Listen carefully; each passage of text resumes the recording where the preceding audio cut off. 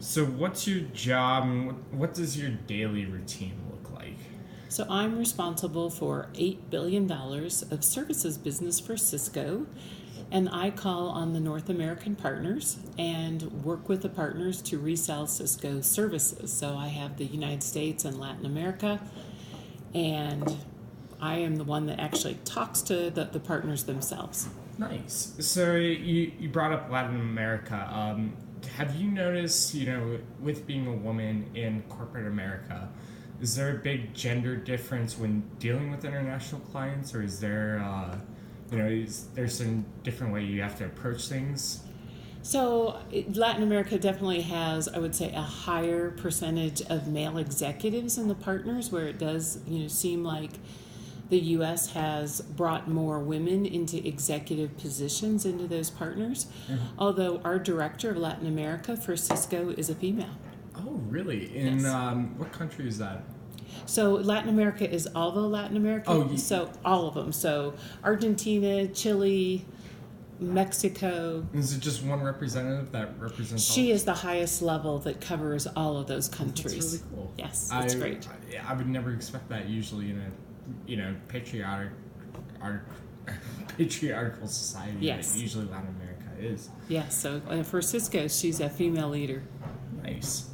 Is there still, do you still see like gender dedicated roles in corporate America, or is that kind of like have we moved past that?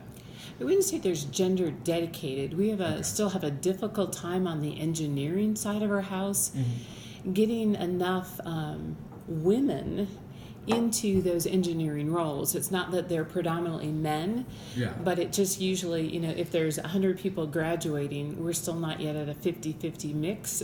We're not seeing that as they're coming out to take those roles. So I don't think that anymore it's a male role, but we need to get that STEM program working earlier on to get larger amount of females available for us to interview and choose from. Okay.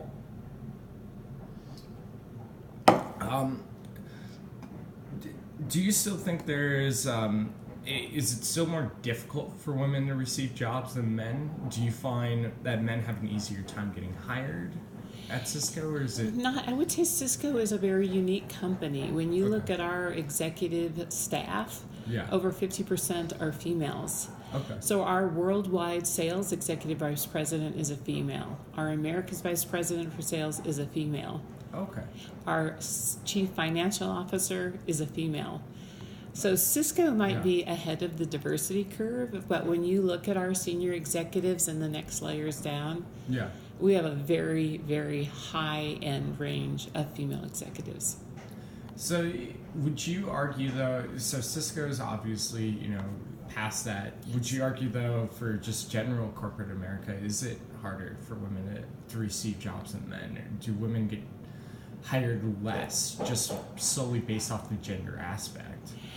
I think it's interesting. What I see sometimes is women are hesitant to go for jobs because they might think I'm not experienced enough, and maybe guys will say, I can so do that, even though they might not have the same equivalence as a female. Okay. So as a female executive, trying to get other women to know, jump in, go to bat. Yeah. So it's not sometimes that we're not willing to accept them. Sometimes they're not raising their hand. So I think kind of the mantra out in our organizations or our industry right now is, they call it lean in or step up or whatever you want to call it, be heard. Yeah. That you have as much a right to go for those jobs. And so don't be as hesitant to raise your hand because those opportunities are available. I like that. I like the raise the hand aspect too. That's a very good way to put it. So in terms of like maternity leave and stuff like that, is that still a big issue, or is it pretty easy to get some couple months off when pregnant? Or... Very easy. We also have paternity leave. So we have leave for men as well. So we've kind of equaled things out that if you have a child, whether I have it or you have it, we both have a leave of absence that we get to take. to be with the baby. Nice. And how long is that generally? Do you know, Tyler, I don't know. I can find out if we need to find out, but I know that that's really changed significantly. I don't think women are as afraid anymore to tell people they're pregnant. Mm-hmm. Because the expectation is that's great. That's just part of the cycle of life. Mm-hmm. And, you know, that's awesome and good for you, and more about what can we do to help you versus what are you going to do about it. Okay. It's a very different mindset now. And when you're dealing with your Latin American partners, do you know if they do kind of the same thing, or is it... Our benefits are worldwide. So I can only speak for Cisco. I can't speak for the partners, which are separate companies. Yeah. Right? But for Cisco, our benefits are worldwide. Okay. But Tyler, I will tell you, when I was pregnant, which was quite a while ago... I was very afraid to tell them I was pregnant, and I hid the pregnancy for as long as I possibly could. Yeah. For fear of, you know, I was in the throes of trying to get a new position career-wise, and did everything I could to hide it.